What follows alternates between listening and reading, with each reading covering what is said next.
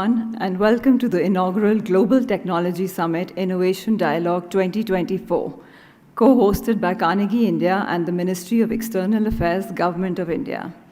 I'm Kanika Monga, Senior Coordinator, Strategy and Communications at Carnegie India.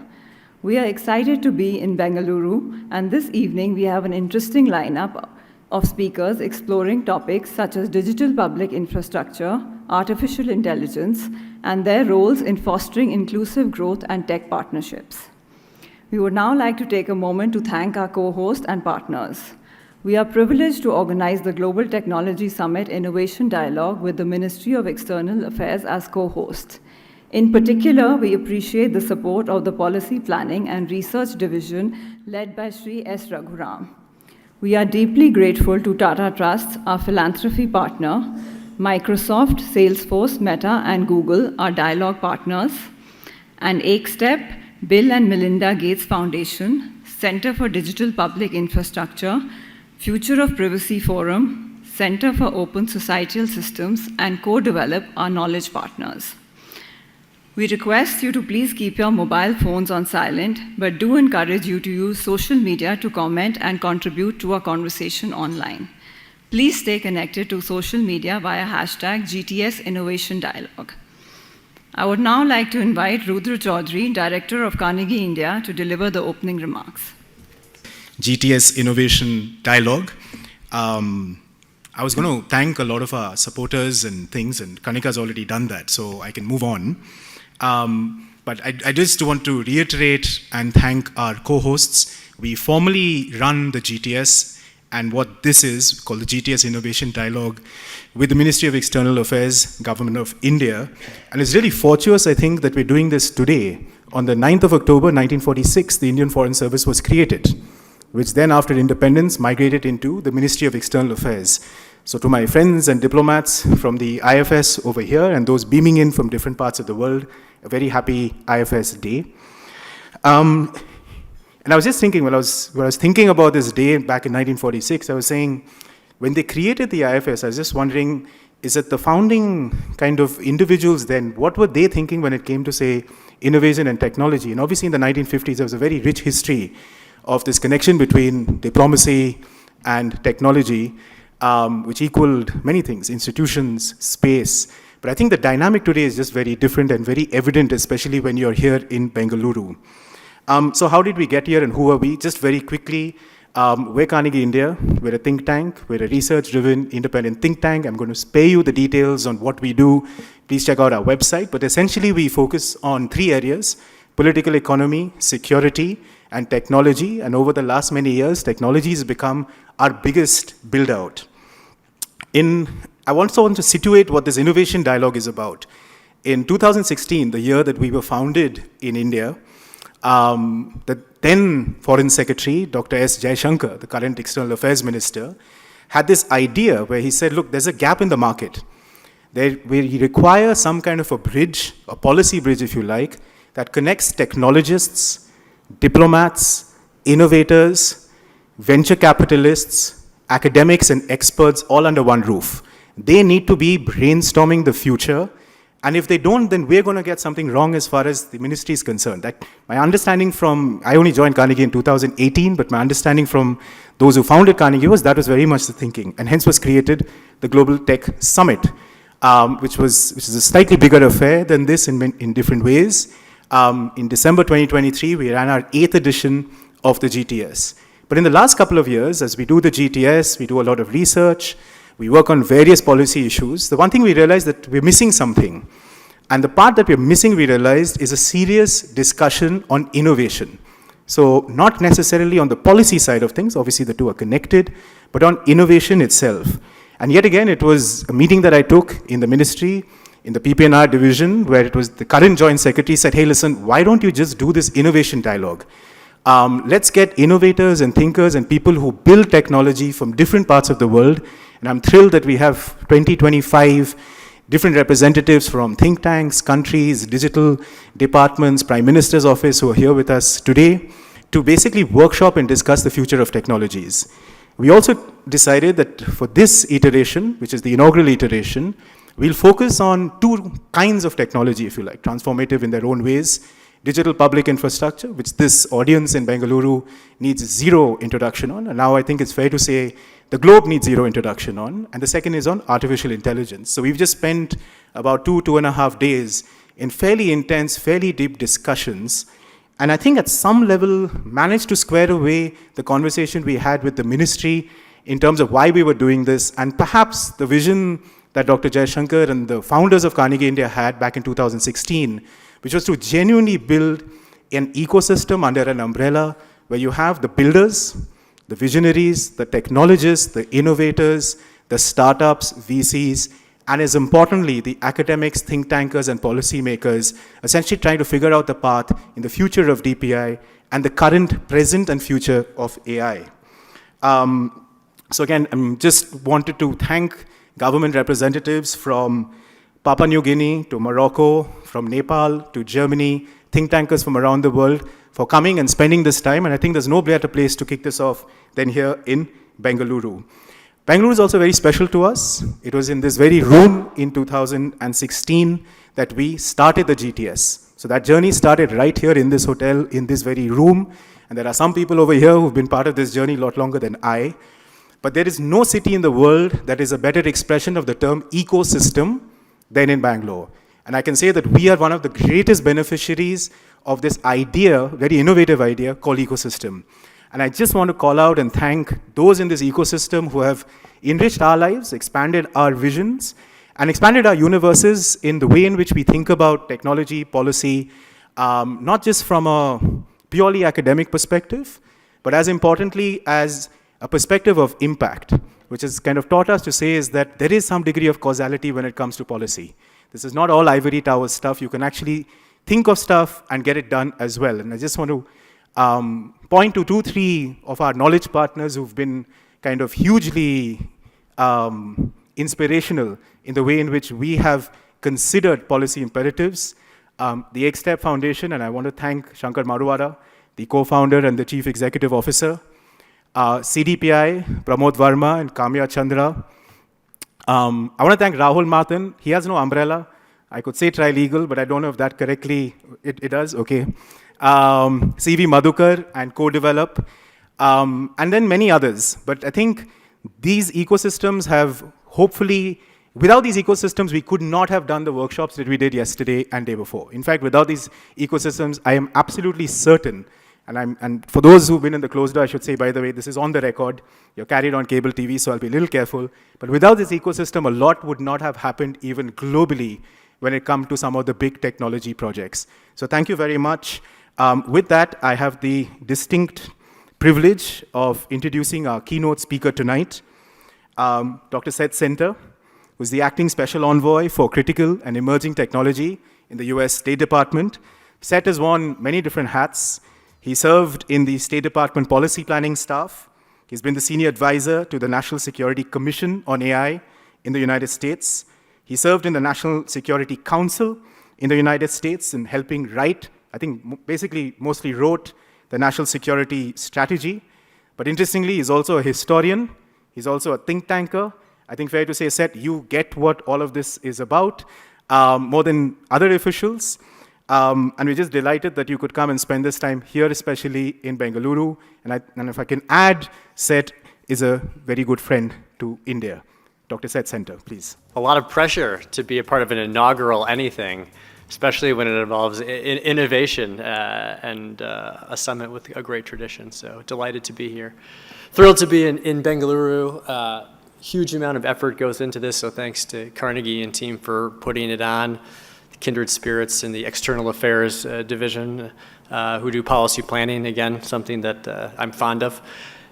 The real question, though, is why I'm here and why we're here. And I ask that because on the plane here yesterday morning, I was talking to a DevOps guy, a software guy. He had a T-shirt on, and he was clearly a computer guy. And I explained I was from the State Department in the United States. And he says to me, we don't see any of you guys down here at all. And I said, then I'm going to the exact right place for the conversation that we need to have. Also on that plane, I did some very serious research on Google, and one of the first hits on Bengaluru and tech was an article titled Peak Bengaluru, where I learned that a hotel was employing a virtual AI assistant to check in guests, and I hope that is not the apex of AI or Bengaluru, but indicative of an innovative environment down here. I think equally indicative, yesterday I was meeting with some Karnataka state officials, one of whom corrected me when I said that this was the Silicon Valley of India, and she reminded me, in fact, that the ambition was that the Silicon Valley would be the Bengaluru of the West Coast of the United States, which I thought was exactly right in capturing both the talent and the ambition. Also talked to a biotech founder yesterday in a startup who explained that Bangalore and the Bay Area were two sides of the same coin. So you see this extraordinary coupling of talent, ambition, and a relationship between US innovators and Indian innovators. So I think that helps to explain the wisdom of bringing this conversation back here to Bengaluru, but it still doesn't answer the question of why we're here. And I think we're here for the same reason that many governments now pass through Silicon Valley, and that is, as a wise person once told me, that even if technology firms are not interested in geopolitics, geopolitics are certainly very interested in technology. And the bigger picture there, of course, is one that was very clear just a few weeks ago in Wilmington, Delaware, on the geopolitical front, where Presidents Modi and Biden called their relationship the defining partnership of the 21st century that is decisively delivering and serving the public good in the world. And of course, that's the real story of the intersection of the United States, India, and technology, where in reality, as all of us have experienced, some with more forethought than others, Carnegie being on the leading edge, that tech is integral now to statecraft. It's integral now to the foreign affairs and diplomatic community, which I'm a part of. It's indicative in the Biden administration's approach to a new industrial policy, where we put $52 billion into revitalizing the microelectronics industry in the United States, tried to revitalize the clean energy agenda in the United States and the clean tech agenda as well. And of course, it's indicative in the recognition that we need to elevate the ways in which technology is transforming economic statecraft, military affairs, and how we need to rethink upstream and downstream dimensions of every technology stack. We now have India as a member of a partner in a critical minerals partnership at the upstream. We now have deep and integral conversations across many technology areas on supply chains. We've recognized the strategic impact of commercialization. And of course, now we're partnering with India on AI governance agendas around the world. So you see this full stack recognition of the intersection of geopolitics and technology.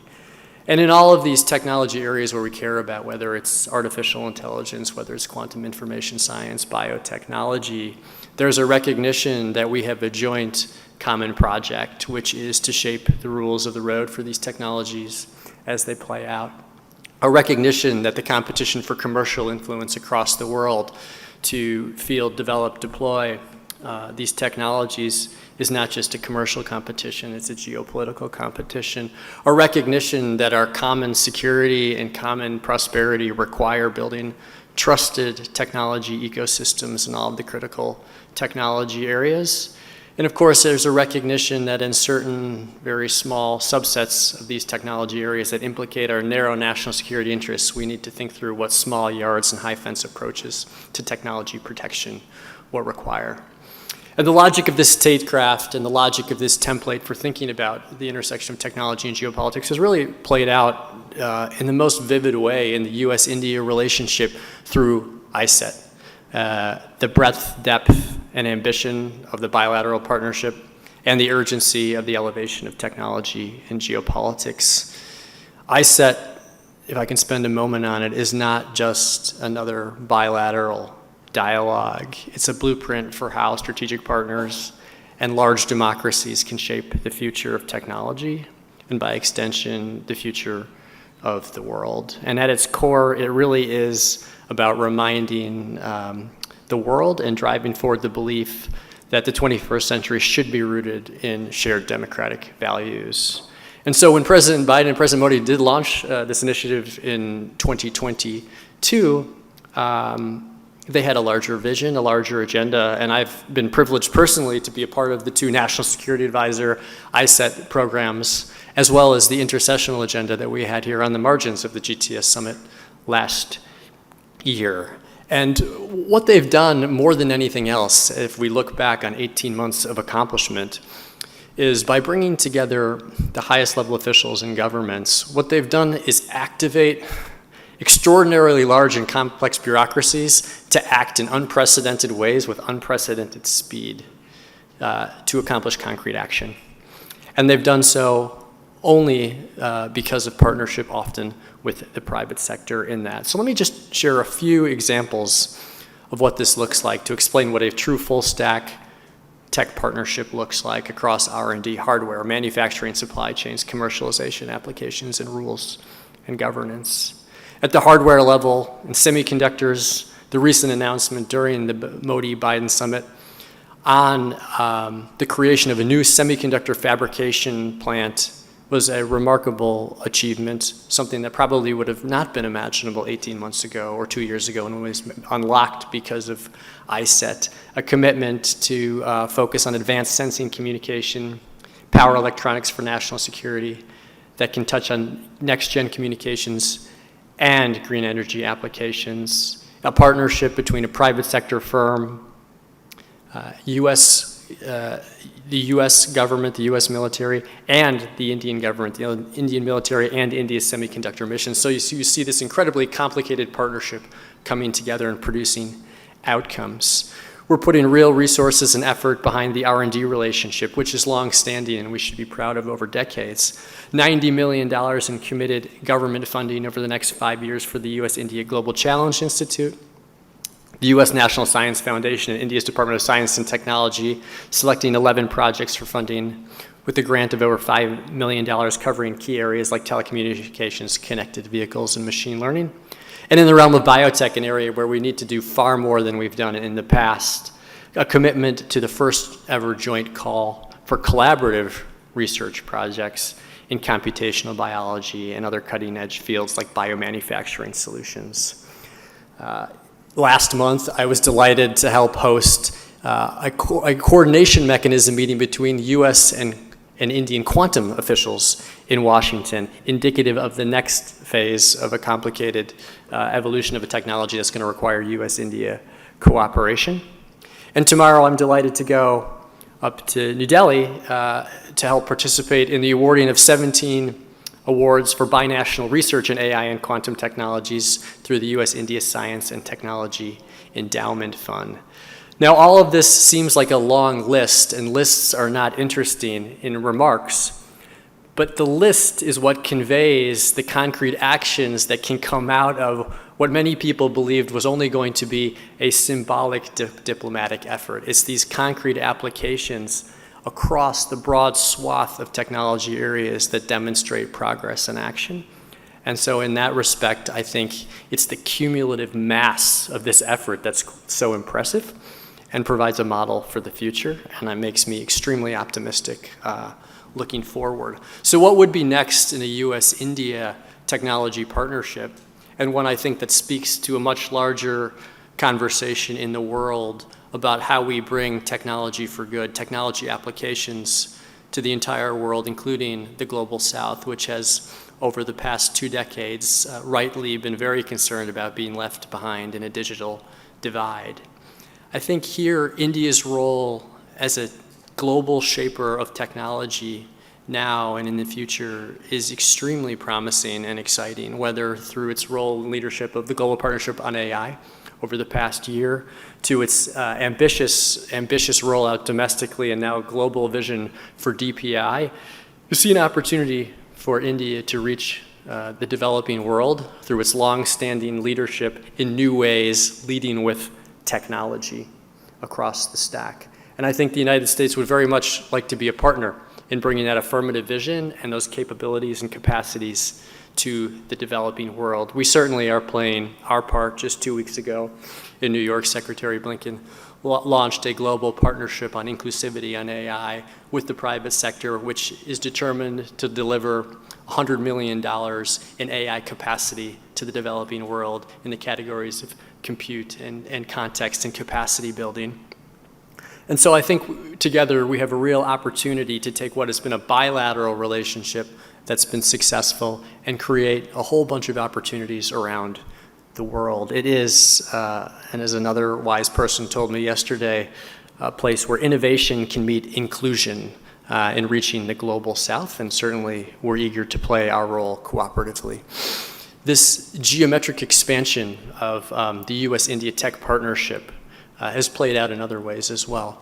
I was fortunate to be a part of the first trilateral technology conversation between the US, India, and the Republic of Korea, covering many of these areas. The US and India are participating in a Bio5 project to think about what resilience of supply chains and pharmaceuticals will look like, an example of supply chain diplomacy and efforts in a multilateral context as well. And so you start to see opportunities really not expanding linearly, but geometrically through this relationship.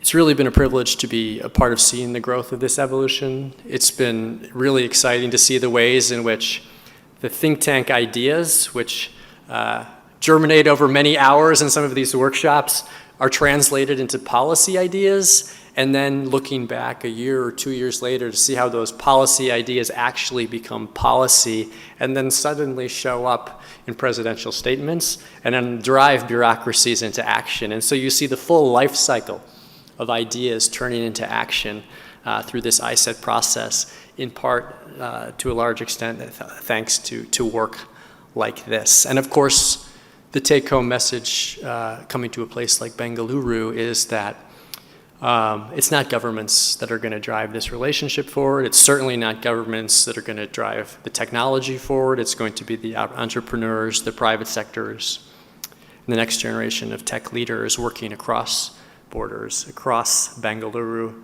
and the Bay, that are going to drive this forward in partnership with wonderful organizations like Carnegie. And so, just as I am convinced that the AI assistant at the hotel is not peak Bengaluru when it comes to tech innovation, I'm quite sure that we also have not yet reached peak ISET in the US-India relationship. So I really look forward to the conversation. Thank you for the opportunity to speak. And thank you so much. Appreciate it. Thank you, Dr. Center, for the keynote. May I please request Shankar Maruvara, CEO and co-founder of AkeStep, to come on stage and continue the conversation with Dr. Center on the present and future of tech partnerships.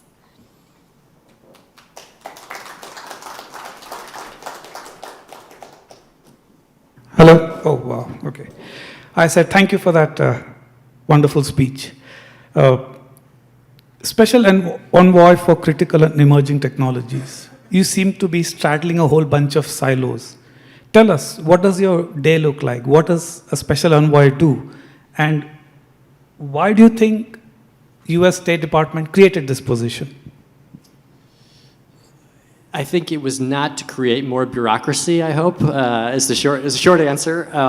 I think what we realized, first and foremost, is that technology is going to be an inseparable part of statecraft going forward, that we already had, at least in our foreign ministry, and I think many other foreign ministries as well, some technical expertise, but they were only looking at it as an economic problem, as a narrow military problem, as a problem that would impact, technology is a problem that would impact democracy and human rights. And no one was looking across these issues.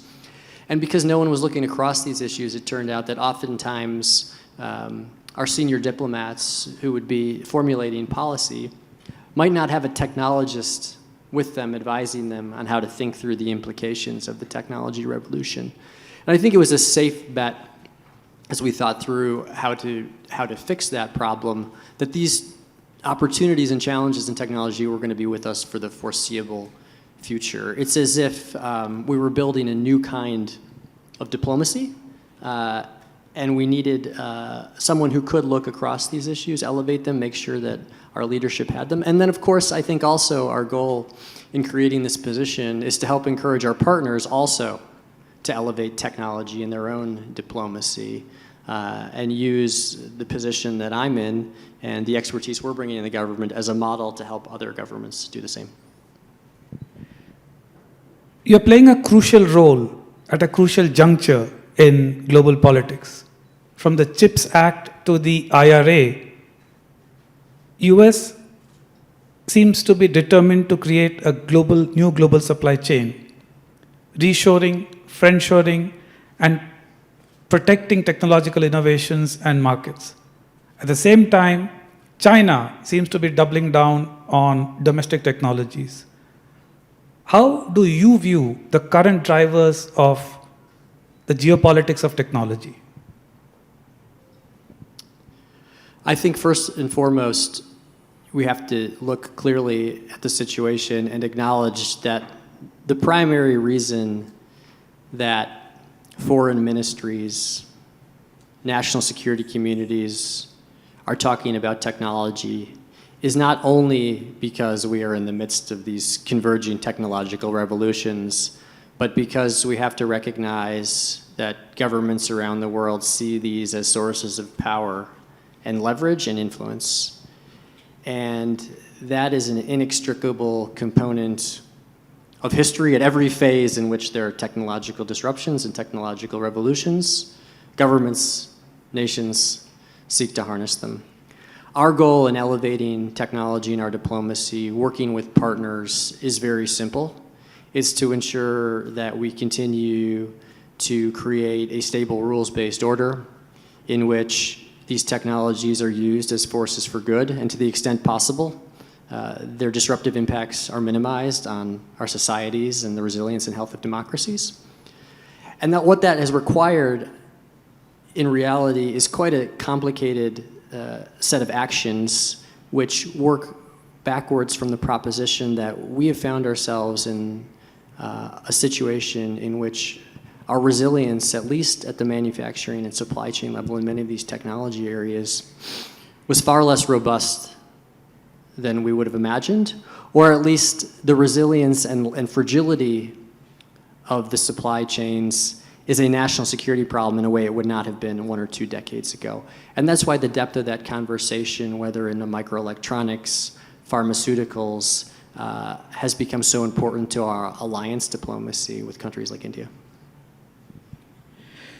You're in Bengaluru, the home of technology and innovation, a city of techno-optimists. The audience in this room is representative of this tech-first ethos of the city. How much of your time goes in understanding technologies and innovation? And how do you apply this knowledge in diplomacy? So first and foremost, I appreciate the techno-optimism. India, at least if you look at polls, is more than twice as optimistic Indians as Americans about the prospects and opportunity presented by AI, and so it is refreshing to travel to places like India to see the prospects and hope for these technology revolutions to play out. I think what's most important is we engage with technologists, and by technologists I mean really the serious innovators who are at the cutting edge and frontier of these technologies, is they allow you to imagine futures that are different than the one we see today. What is hardest for all of us, I think, psychologically, is to imagine that the future will be different than the reality that we are living in right now. And that applies also to our technology diplomacy, where in 2023, when I started in this role, I assumed, this was just before ChatGPT became a powerful cultural influence around the world, that AI was going to be a far quieter part of diplomacy than our biotech diplomacy and our quantum diplomacy. And within months, it came to dominate the global, not just the global agenda, but the global technology diplomacy agenda. And I think, candidly, if I would have been talking more closely to some folks in the AI community, we would have been in a position to be much more anticipatory than we were. And so that's the kind of lesson that I think all of us need to take forward, is to make sure that we're constantly touching the innovators in whatever the technology it is, so that we can at the very least try to shape the future rather than be shaped by it. Recently, the Quad Leaders Summit in Delaware that President Biden hosted, that summit produced a principles document on DPI. For many of us who started working on DPI more than 15 years ago, there's Pramod in the room, Alok, and several other friends, very much from a domestic perspective, the Quad statement seems extraordinary. You are sitting in front of an audience, many of whom have created or built upon DPIs. Could you give us a sense of how the US government or your office thinks of DPI? So I do think that Quad statement on DPI is a landmark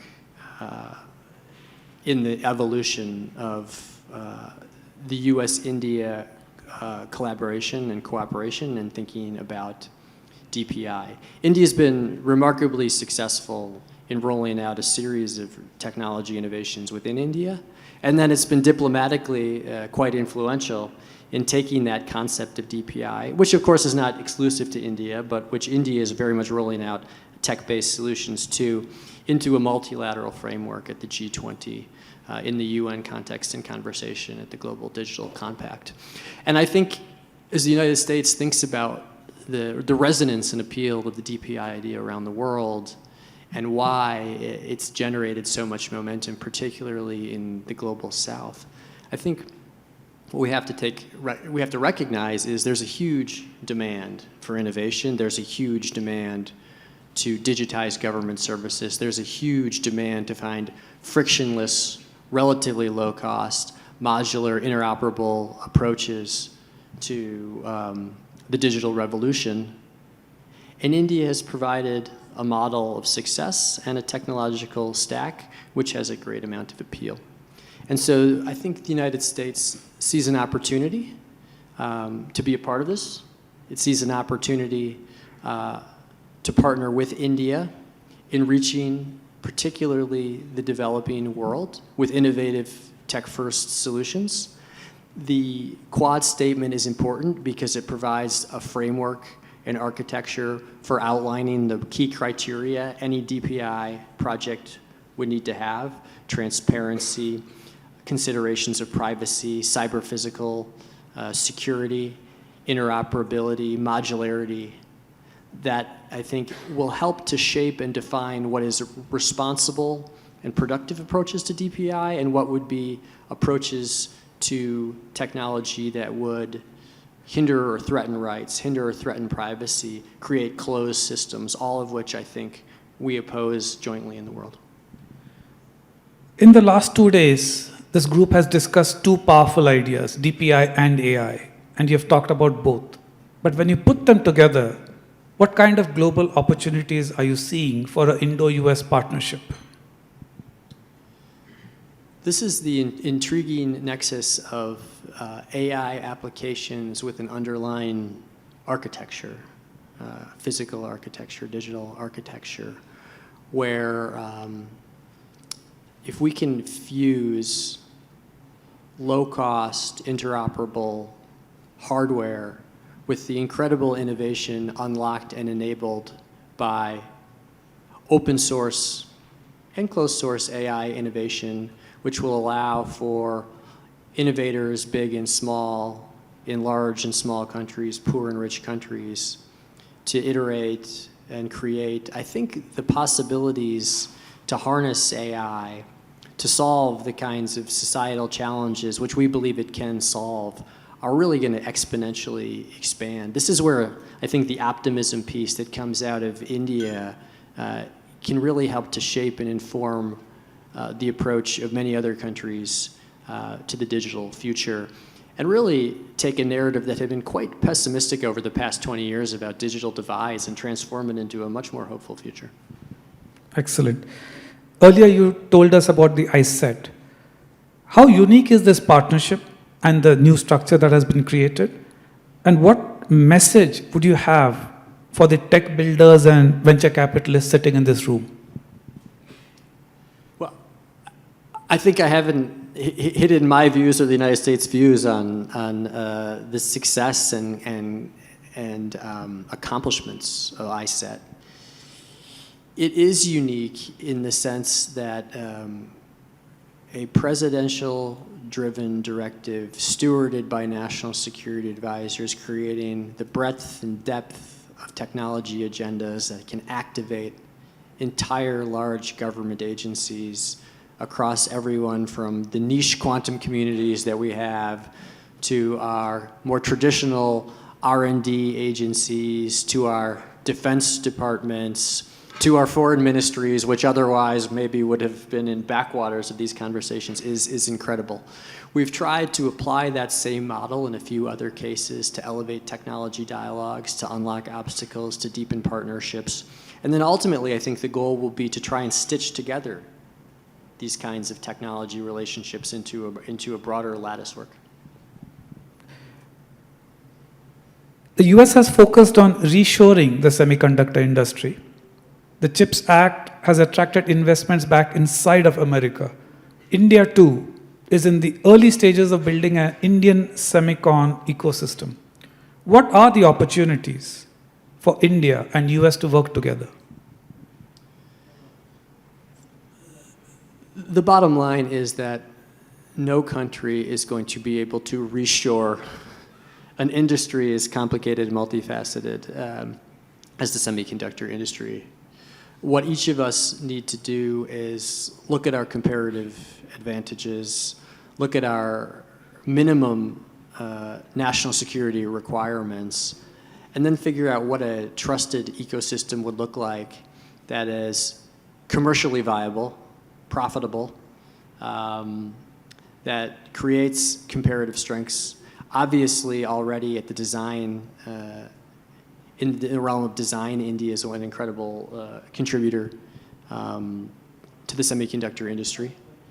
The investments that have been made in the aspirations of India's semiconductor mission rightly are thinking through how then that can translate into fabrication level projects, which I think is part of a larger and incredibly reasonable ambition to generate both commercial opportunity but also strategic resilience in India.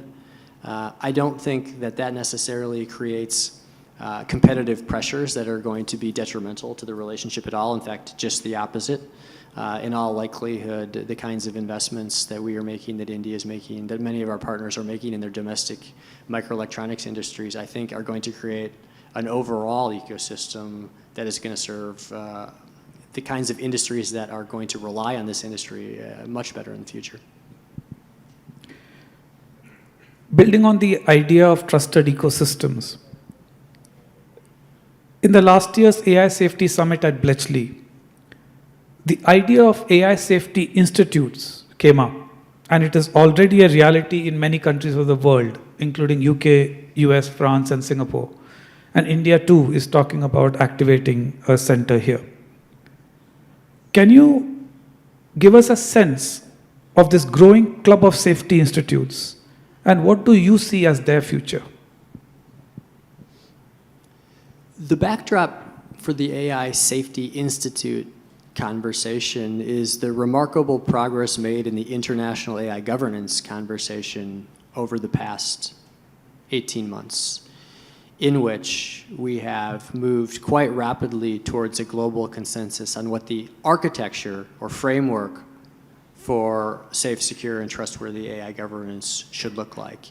It's articulated in the landmark documents like the Bletchley Statement, the Seoul Statement. It's been enshrined in the UN General Assembly resolution, which India and the United States co-sponsored on AI. But what it does not do, this kind of international framework, is dive deeply into the technical criteria, technical benchmarks that one would need to actually discern whether AI systems are safe for deployment in societies, whatever that context may be. And in part, that's because the science of AI is so nascent and immature that in the absence of building up the underlying science, it's going to be very hard to make additional progress at the international governance level.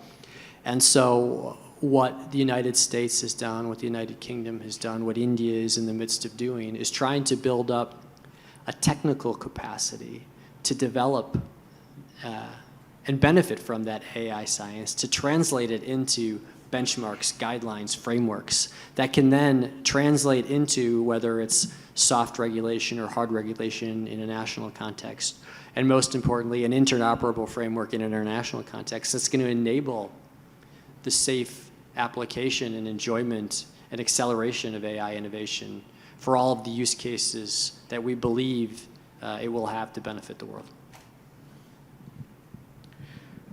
The US has a positive vision of emerging technologies, often referred to as tech for good.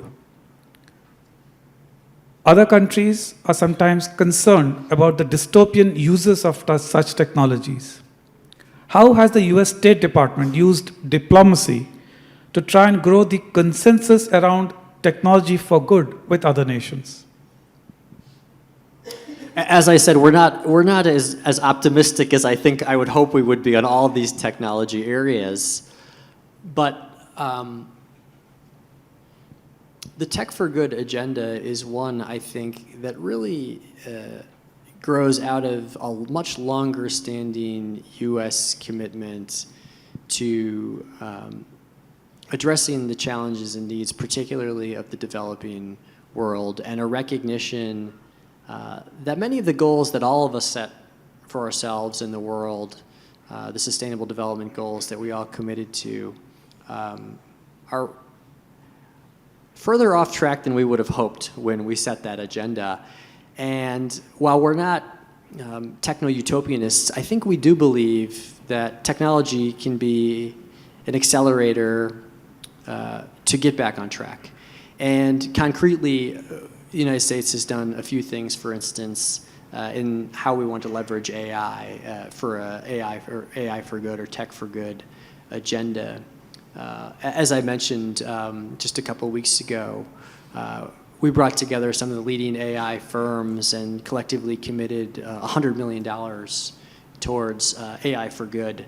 And that's not just in the realm of pushing AI applications to solve specific problems.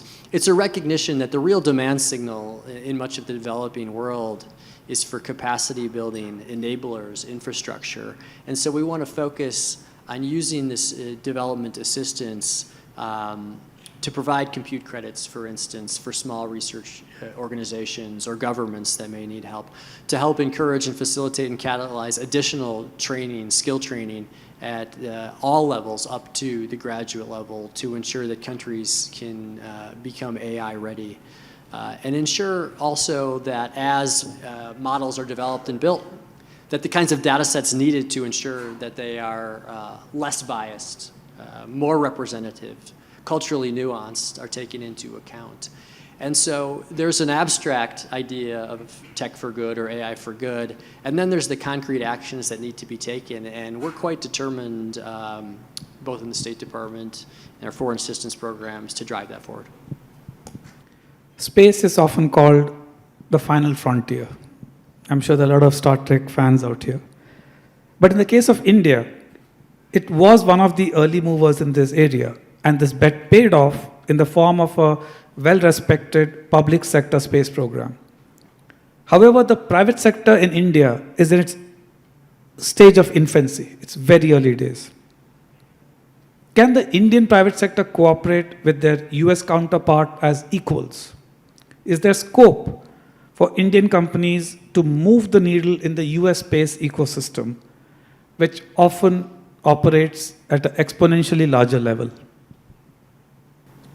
I think first and foremost, the best reason for optimism is the government-to-government cooperation on space, which I think unlocks an entirely different conversation within their respective private sectors about how they can engage in space. Obviously, having joint research projects, working on satellite launch together are indicative of a trend that's going to create a new structural reality for our private sectors. I don't know that scale is necessarily the most consequential component of this. I would say, as we see the rapid change and acceleration in other sectors of cooperation, where we've knocked down barriers and obstacles to private sector work, for instance, in the defense sectors, it's indicative of a possibility that the future as we experience it today will not be the reality of tomorrow if there is political and bureaucratic will to move forward. Often, I think the private sector sees barriers and obstacles and gets discouraged from moving forward, from pushing harder in cooperation with governments. And I would hope one of the lessons that we've seen of ISET over the past year is that some of these seemingly insurmountable barriers to private sector cooperation with governments in the US-India relationship are not as insurmountable as people would have imagined. Yeah, that's great to hear. As someone who's a historian, a social scientist, and a practitioner, and in the world of emerging technologies, where is diplomacy going to be needed the most? And what role can India play as you see it in this? So first and foremost,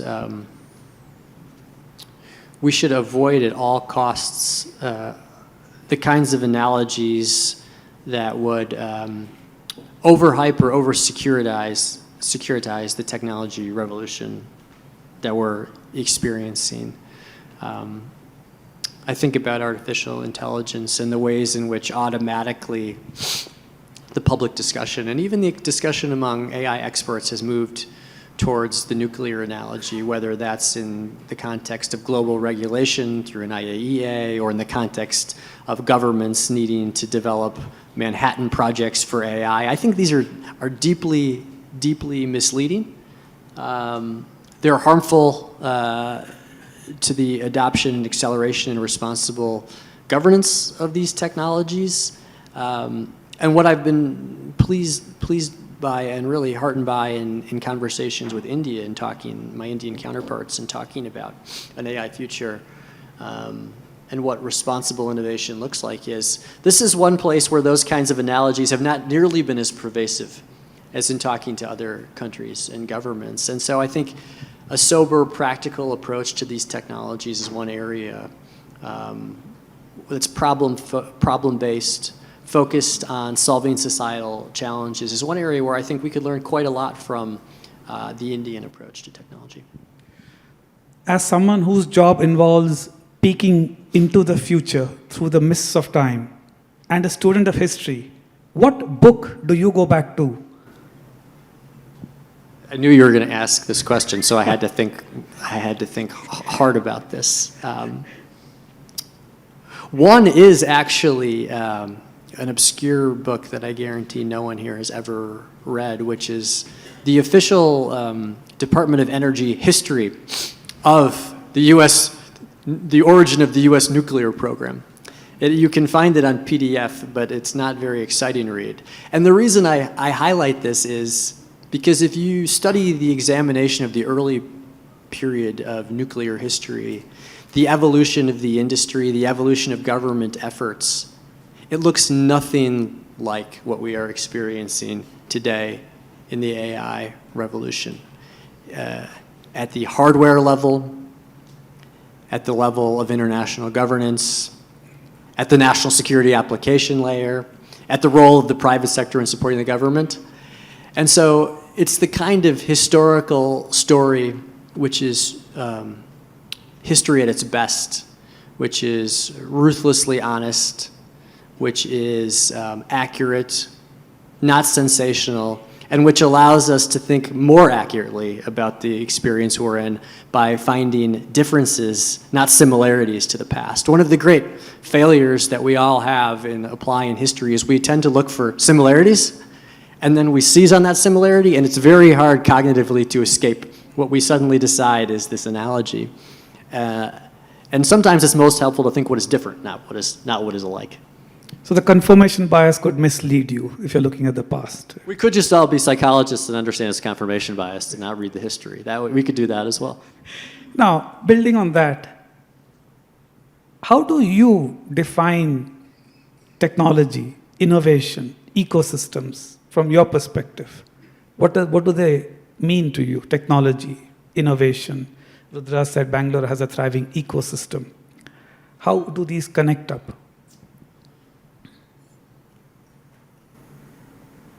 We have an interesting situation where I learned this from a commissioner on the AI Commission who was an esteemed and renowned AI scientist. And he said to us, look, guys, it's only AI until you've used it for 2 years, and then it's just software, right? So innovation in technology and novelty wears off extremely quickly when you're thinking about the emerging part of critical and emerging technologies.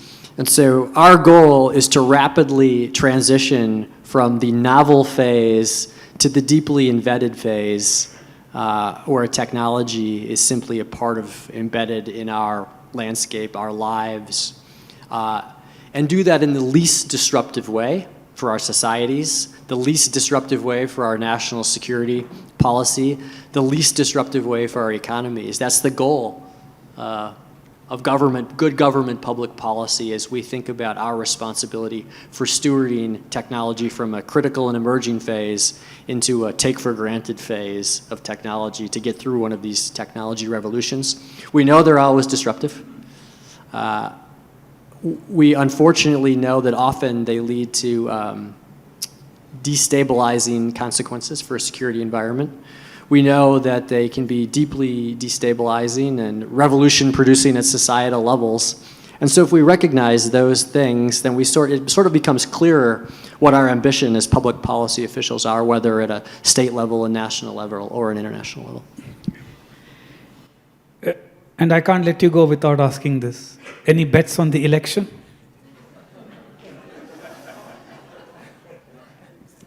I can say with confidence that there will be strategic continuity in how we approach geopolitical competition, the role of technology in statecraft, but as my boss, Secretary Blinken, says, we do policy, not politics.